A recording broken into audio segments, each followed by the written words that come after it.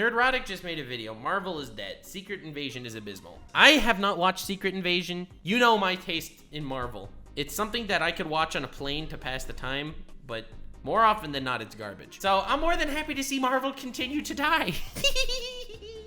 Marvel fans crying in the freaking comments. Well, you guys asked for another Nerdrotic vid, so here we are. Marvel is dead. Secret Invasion is abysmal. Let's see it. Let's see it, boy. Let's see it. I just want to see this man rail Marvel. I want to see Marvel's asshole stretched all over the screen by the time this video's over. Nick Fury, director of S.H.I.E.L.D. All right. He has the Sharingan. You need to keep both eyes open. How it started. How it's going.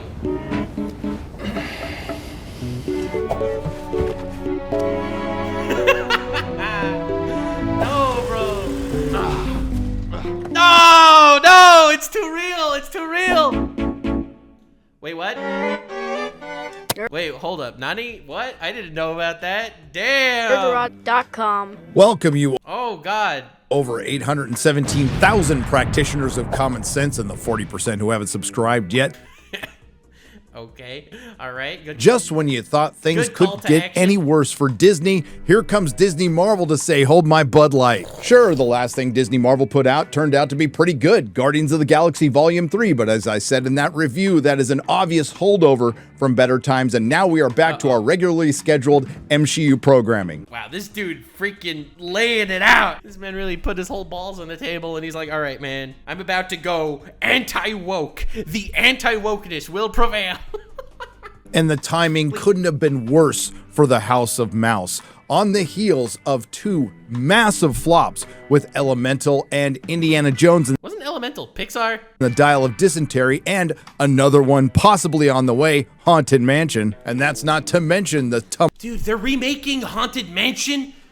God, just stop remaking stuff. Make something new. tumbling stock. D Plus is struggling. And why is that Let's go. stock tumbling? Let's Well, go. I'm sure it's got something to do with the political fight they got into Florida, going against the family when you're a family brand, losing 4 million subscribers on D Plus in the second quarter, losing almost $1 billion in theatrical releases just in Damn, all these L's just make me so happy. the last year, and that's not counting Indiana Jones and the Depends of Destiny. Over $4 billion on the aforementioned D Plus streaming service. Damn. Add to that the hundreds of millions they lost closing the Galactic Star Cruiser and the $325 million they lost in the last year on the cruise ship. They are like the anti-Scrooge McDuck right now. It makes me so happy to see them crumble and fail. I don't know. Maybe I'm a psycho. Maybe I'm a bad guy. Have you ever considered that I'm a bad guy? So no, it hasn't been a very good year for Disney, and you just hate to see it. So after all that, They do take risks. Have you not seen their live-action remake? Yeah, because remaking a popular animated show in a worse way is a risk. what's the significance of a little D Plus show that nobody watched called Secret Invasion? It's probably just a fart in the wind, and I would agree with that until I saw All the Neos got up in the background. We are the Matrix. the last episode. The MCU is here to stay. As you may or may Stop calling it that, please. Please. He's like based with a side of cringe every time. not know, Secret Invasion is a follow-up to Captain Marvel. Without Captain Marvel, that will lead to the Captain Marvel sequel called The Marvels, originally called Captain Marvel 2 until our titular What? character was demoted. Is that like a personal attack or something? What is going on? A film that I am lost. I am so lost, bro. requires you to watch 3 shows you probably didn't. WandaVision, Miss Marvel, and Secret Invasion. I have not watched any of them. I've seen like little tiny itty bitty bits and pieces here and there, and they all look so bad. What is this connected universe garbage every time? Secret Invasion is very loosely based on the comic book series from Marvel, which came out of the events of Annihilation, which is one of the single best crossovers they've ever done, and leads into Dark Reign. Now, when I say That's so wild. It's like you have Secret Invasion, which is a completely existing and beloved comic book, and they're just gonna remake it to come out, somehow cram it into their own universe of mediocrity. loosely based, the only thing they have in common is the title. Secret Invasion, the D Plus streaming show, is about a genocidal maniac Skrull named Gravik who wants to exterminate humanity because Nick Fury broke a promise to him when he was 9. The very sad and broken Nick alright. Fury is aided by a couple of very powerful Have you noticed this also? This when he was trend? 9. The very sad and The trend of taking the badass character from the past and just putting them in a midlife crisis. Like, the Indiana Jones did the same thing, right? Didn't Indiana Jones just make Indiana Jones now just like this old weather dude he got netorare, he got NTR'd by his boy. Oh, man. But look, guys, this is inclusivity, because we don't only take white men and make them old and depressed. We do it to black men, too. And if that's not inclusivity, I don't know what.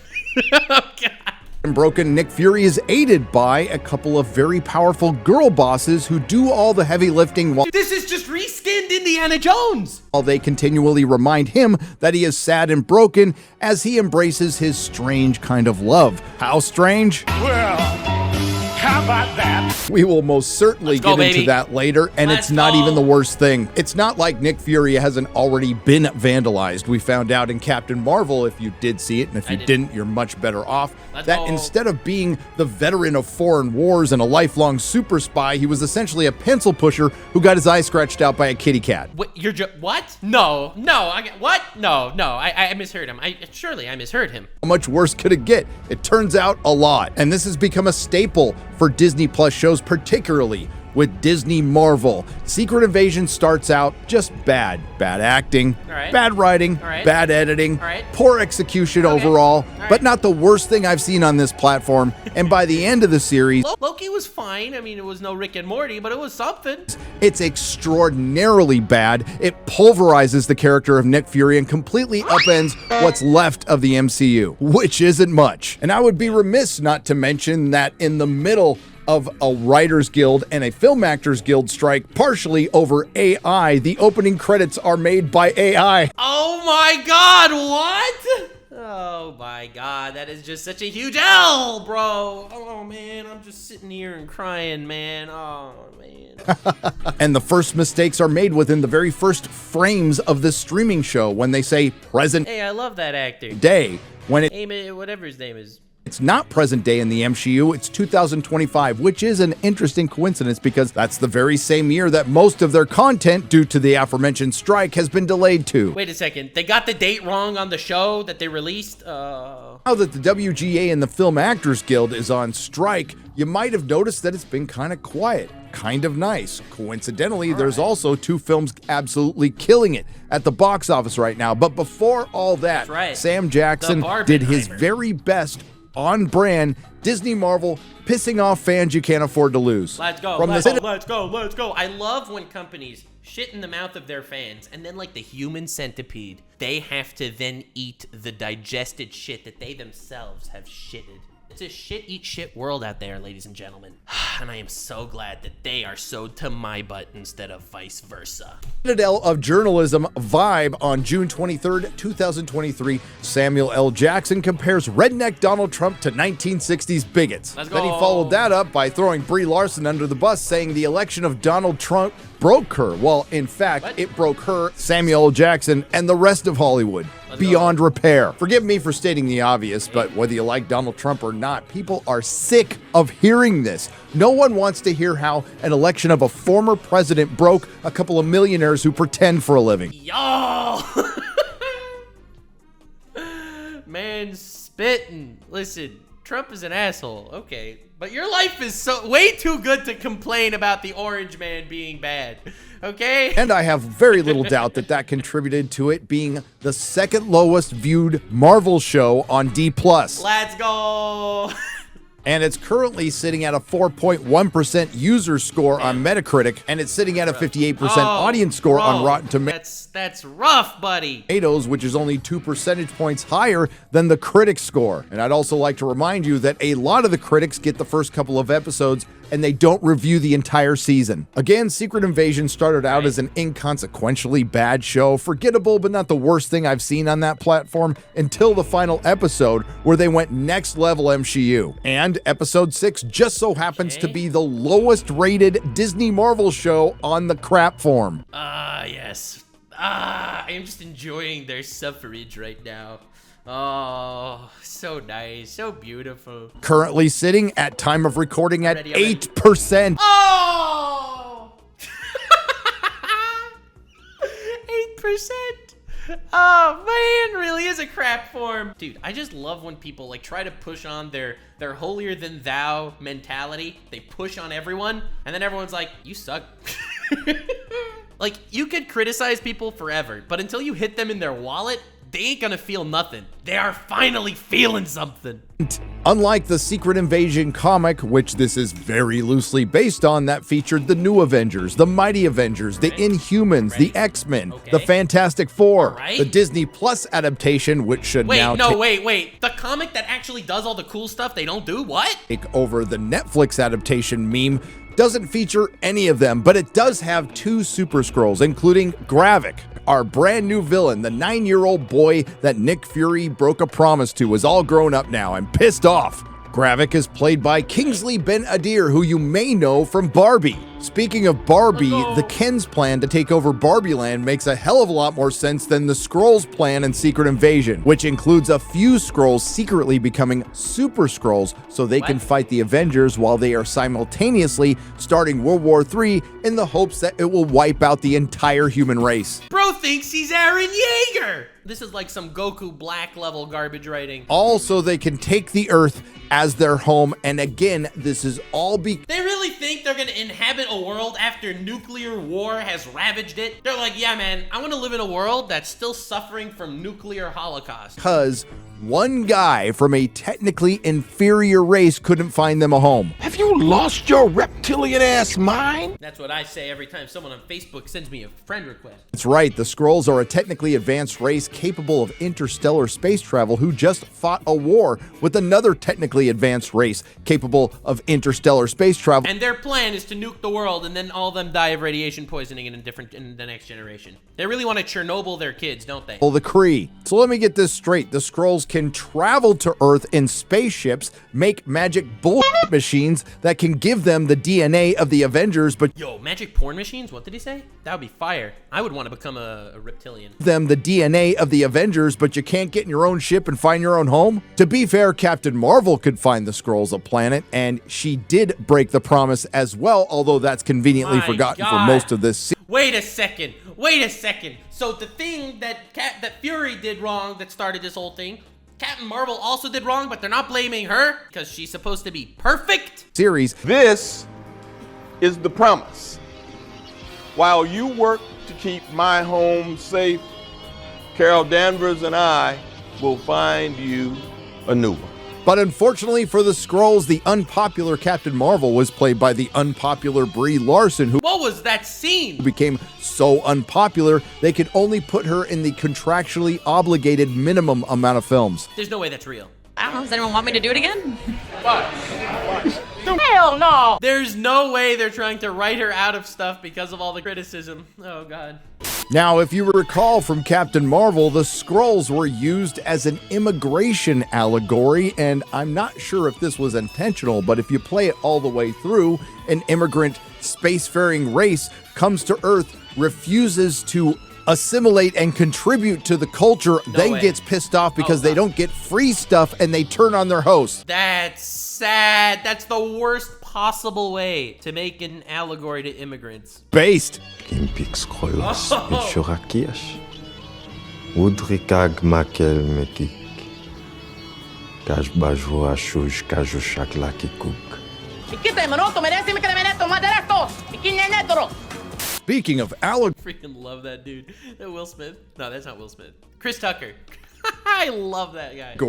we have a new character that just so happens to be Nick Fury's wife and a Skrull, Priscilla, who also happens to be completely allied with the terrorist Skrull Gravik. Now, she did Coincidence, go guys. against the order that came from Gravik to kill her husband Nick Fury, but she didn't seem to have a problem with the rest of humanity being completely wiped out. Priscilla, played by Charlene Woodward, was a completely unnecessary character, and you didn't need to give Nick Fury a wife this late in the game. But she wasn't just They just pulled a wife out of their ass. Fury had a wife, dog. That's the just pull the wife out of there. It's like, all right, so we're also gonna give you a wife, and she's an alien, and she's a reptile, and she works with terrorists, and yeah. She's been here the whole time, guys. I promise, guys. She's been around the whole time. Put in to sideline Nick Fury so all the women can do all the heavy lifting while he sits around in long, boring scenes talking about his relationship. No, the reason they put Priscilla the Skrull in as Nick Fury's wife is it comes with a message. They're trying to tell us something. Would you have loved me if I'd never changed? If I'd been my true self? I love you as I am. Only as you are. Ah, Message. I mean, that's kind of wholesome, sort of, right? Now, I know it's subtle, but I think I'm picking up what they're putting down there. Hey, take a look at that. You need to settle down and mind your business, okay? I could be wrong. It's an affront to the very delicacy of my nature. No? It is, ma'am.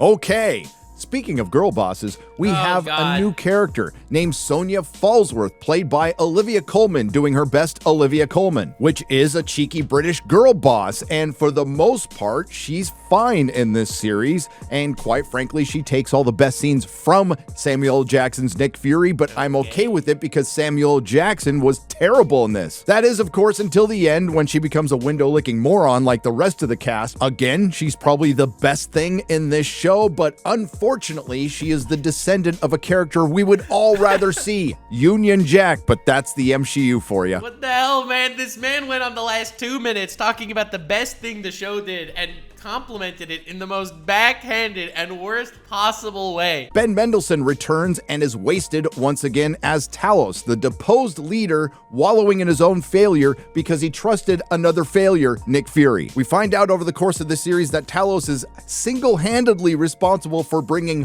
1 million Skrulls to Earth. How exactly did the Skrulls expect the room temperature IQ humans of the MCU to find them a home when they didn't even notice 1 million Skrulls dropping from the sky? I think I might have missed this plot point. Tell me if I'm wrong. These guys with interstellar travel and technology and intellect far surpassing humans came to Earth and asked humans to try and find them a world. Am I correct in my assessment here? There's no way that's...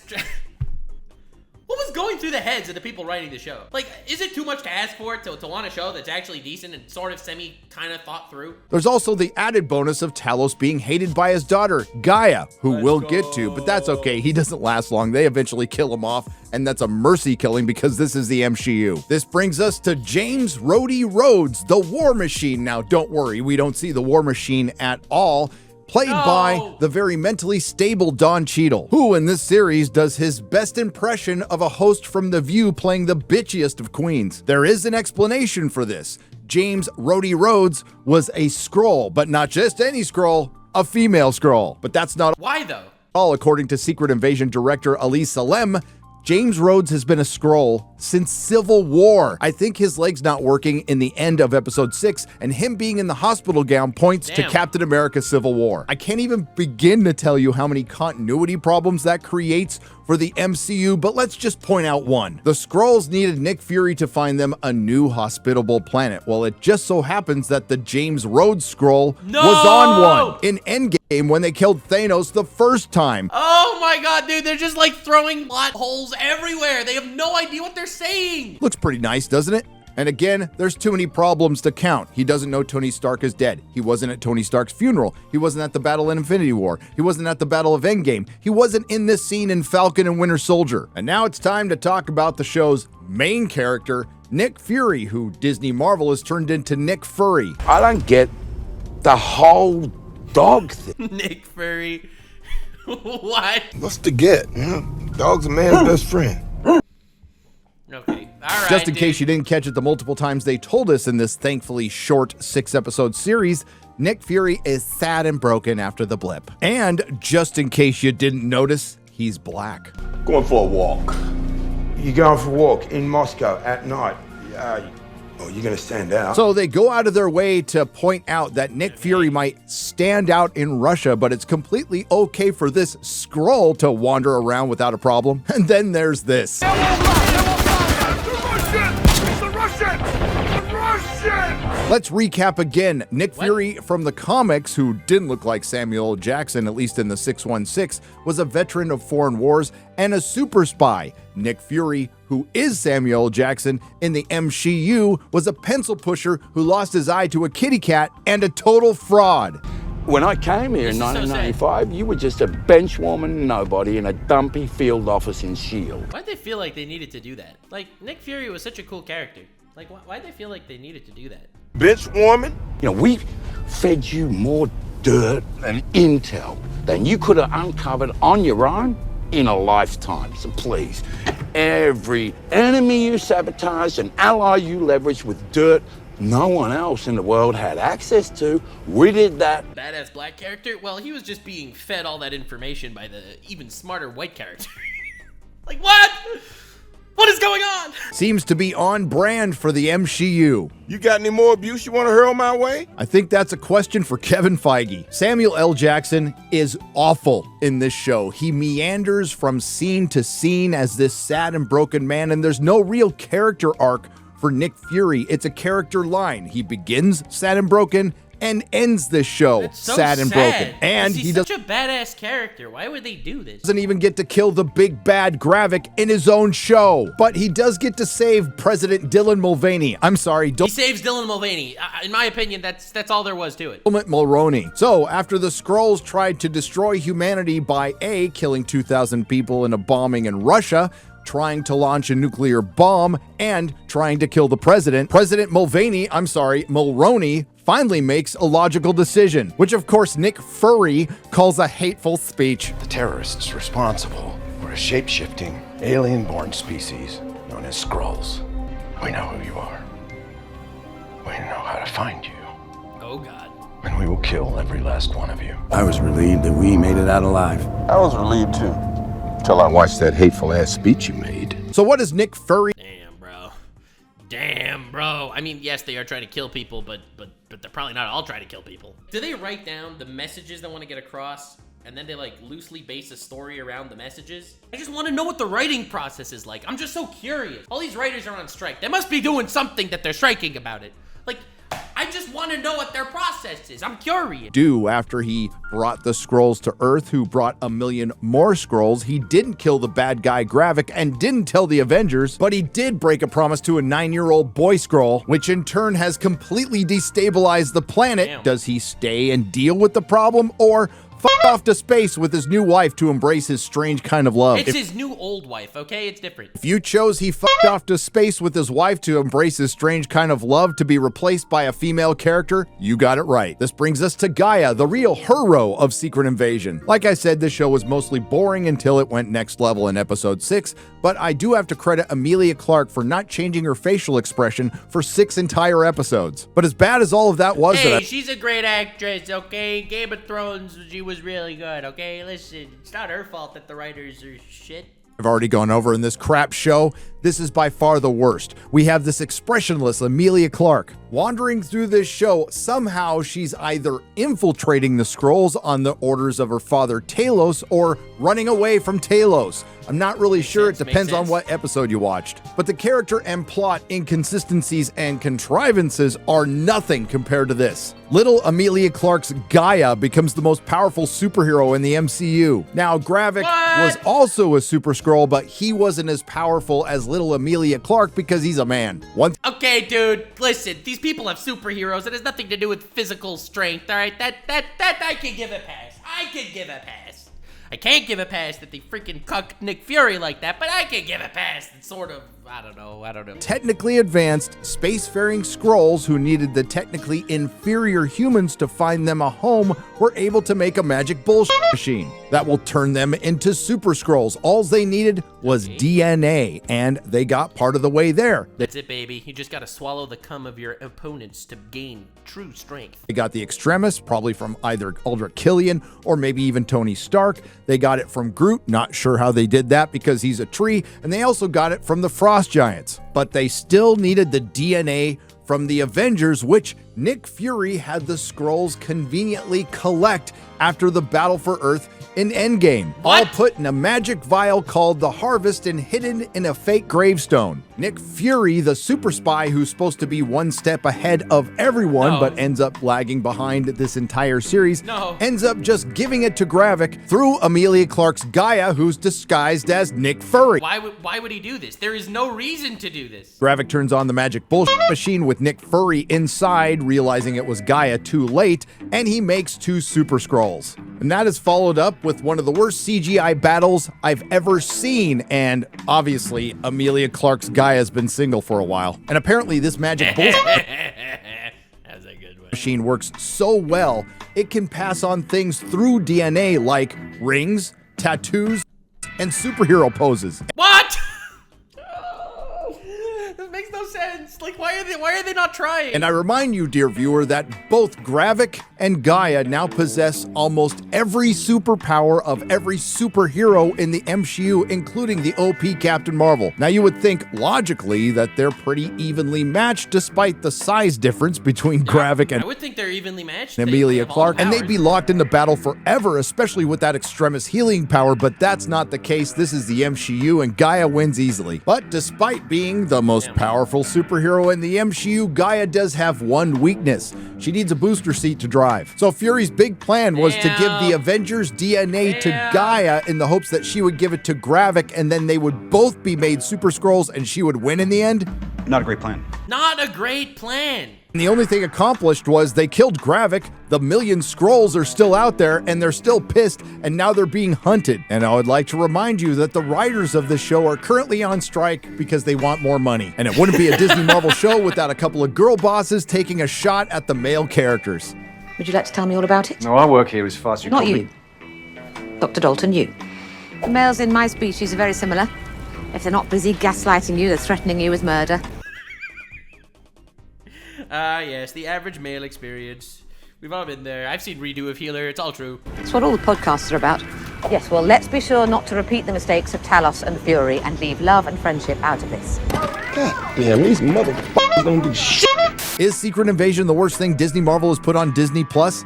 Maybe. I would say that the finale is almost as bad as She-Hulk, but Secret Invasion does as much damage to the overall Marvel Cinematic Universe as Loki and Doctor Strange Mom. And after unfortunately watching this twice, I still have a lot of questions that honestly I don't Why would you watch it twice? Oh, God. There is no amount of YouTube fame that I would be willing to watch this twice. care if they ever get answered. Why is a universe with so many girl bosses so incompetent? So all the Skrulls were mad that Nick Fury broke a promise. How did Captain Marvel get a pass? Women. Explain to me why it's hateful to want an invading species that tried to wipe out the human race and has currently stolen the lives of millions of humans off the planet or dead. The writing of this show is a good argument for AI because it would be more human. Why did the writers of this show decide to follow the one good Nick Fury moment?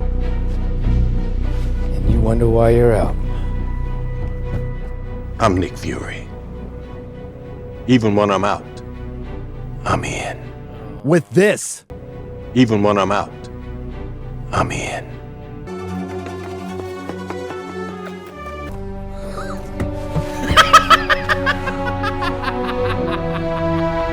How the fuck is Man just walks right out. Oh, brother.